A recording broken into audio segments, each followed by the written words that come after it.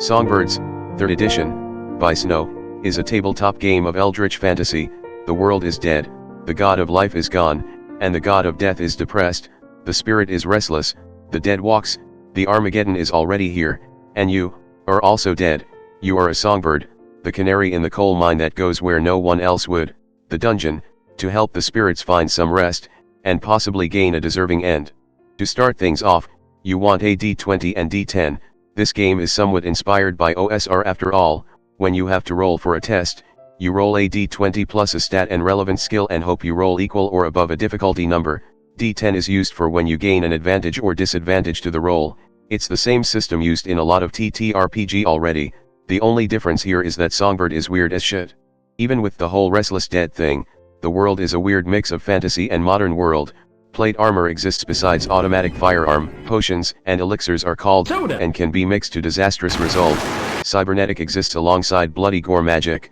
Dungeon can appear inside abandoned mall and somehow, England still fucking exists. You definitely gonna get a lot of head scratching wonders while reading up this book, almost the same vibe as Troika but bloodier really. Now, let's get your character killed.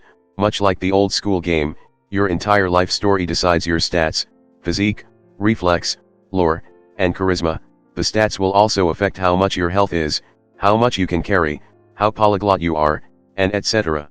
As you take each step, you also get to pick another bonus. At birth, you pick your trinket that might come in handy later. As a kid, you pick your name. As a teenager, you pick your job, and at adulthood, you pick your gift or curse that grants you something truly unique. For better or worse, each of these steps also grants you proficient in skill, a +2 to a roll involving it essentially, and finally, your death, roll for another trinket. And for the last step, you wake up in the red water of the moon pool and carve your new name with a dagger, and pick your role in a gang. This dagger is more than a knife, it can also store spirits within, to be deposited elsewhere, like burial site, temple, and the moon pool itself, and it will be important for what you will be doing, or you can also skip most of these steps by going for the quick start rule. Like many OSR games, Songbirds is a dungeon crawler. You start off, most likely, in a settlement. Most of its features can be generated with a d10, and so are the surrounding hexes depending on where the settlement is.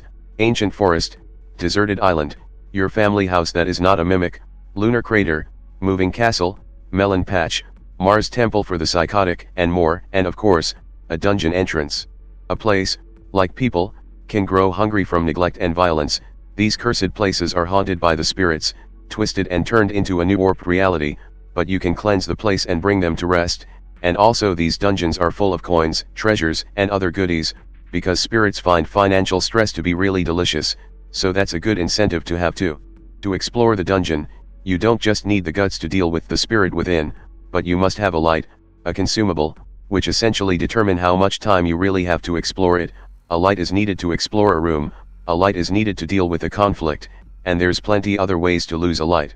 When you do run out of it, mark a stress, something that's even worse than losing health because 3 is enough to potentially make you drop dead, again, but it gets worse, because something is clearly in the dark, and if you are unlucky, you will stay there forever. Much like the open world, the dungeon rooms are also randomly generated. One of the funniest steps to generate the room is that the GM has to ask the player what they hate, and then have the next room to contain that nightmare. Hilarious. And there's a lot of nightmares, more than just traps and hazards. The creatures you encounter can be terrifying and varied, like camel, land shark, merchant, ghost, other ghost, vampire, wall of fleshes, wall of guns, and Christian bullshit. Everything in a fight is just more tests. Easy reflex test at the start to get if you can get a drop on your opponent, and you can perform harder tests to hit for extra damage, and should you desire, an alternative combat rule can be used for a more classic feel. If you think your health bar is kinda low, don't worry, you essentially have 4 health bar, as you mark a stress each time you lost all your health and then gain all of it back, and there's plenty of extra protections around, but also, you can easily take a stress from like, everything, and as mentioned before, taking 3 is going to give you an injury which might or might not just instantly kill you, so yeah no, don't reach that point, just run when shit hits the brick. Other than your weapons, armors, Soda and other stuffs to help you in dungeoneering, you can learn magic, and these are some weird fucked up magic types, each with their own rules. Tomes need chalk to be drawn and prepared, songs can be sung but you must concentrate on it, Draconic hurts you to speak and affect anyone that hears it. Gore art activates in response to physical trauma. Please stop making this fucking joke. Demon hand have you doing nerdy hand signs, but sometimes the Demon King just don't care. Summons are costly but lasts for a long time or until a task is finished. Psychic power exists and is very versatile, but do anything too big and you might just make your nightmare a reality. You can also hire some freelancers to help you out, each with their own benefits and personalities. One of them might also have been ran over by a truck. On some creatures, you can also gain memory into your inventory from them. Some can be good, some can be very bad. After killing a spirit, you can roll a save, an easy test, to not gain a memory, but when you kill a human, you always get a literal burden of your sin.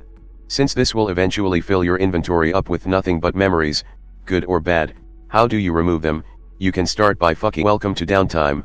A day in Songbird is separated into 3 segments, each letting you do one task: travel a hex, explore a hex deeper, downtime, or rest. Time in dungeon is somewhat more compressed instead. As long as you are in a settlement or have sufficient supplies, you can perform downtime action, whether to make art, take classes, go on a date, go gambling on horses, go partying, visit a theater, work a shift, go shopping, and have normal adult activities. Most of these will recover your stress and heal your HP, but bad memory is a tricky bit. The other way to remove it is to work on a somewhat lengthy project for it, or you could just get a good So, what is there to summarize about Songbirds? What makes it really different than other OSR dungeon crawler besides a very eldritch and weird horror setting? A lot of, if not, most indie ttrpg are focused on doing an efficient gameplay loop. You stay in a settlement, you go out for a fight or dungeoneering, and then return for downtime. Sometimes this even directly tied to the level up mechanic, so a number of fight or mission equal to an advancement. And of course, a lot of dungeon crawler does it like this too. Songbirds feels like one of those games that takes the off-beaten path. Yes, there's the dungeon and the dangerous open hex world, but the game doesn't feel like it's revolved around it. There's a staggering amount of things you can do at downtime, and unlike D&D, which said it can do anything but it really only limits to murder anything, you can indeed almost do anything with the downtime here.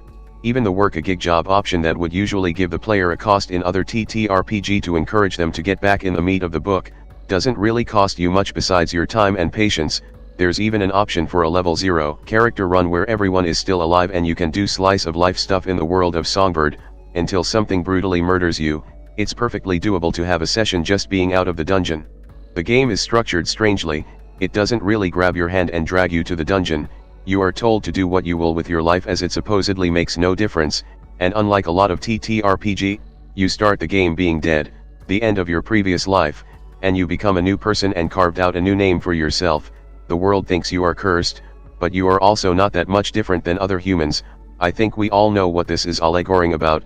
Dragon, that's not a word, it is now fuck off. You are pushed to go into the dungeon because that's where the big money is at, and also to make the spirits go to rest or something. I'm sure that's very important, but not for your wallet. But also at the same time, you don't really need to. You just got a second chance in life, something not many people can get. Do you do what the world wants you to do because God is dead, or do you go out of your way to enjoy the second life of yours? And that's basically it on Songbirds, 3rd edition, a game about being the canary in a mine. You can get it now on itch.io, as well as hard copy on Dreamware. That's all for now, and I will see you all next time. Hello there, if you like this video, please subscribe and click that notification bell button. If you want to see the videos early as well as further support my channel, you can join in my Patreon page, or buy me some coffee, links in the description. Anyway, have a nice day.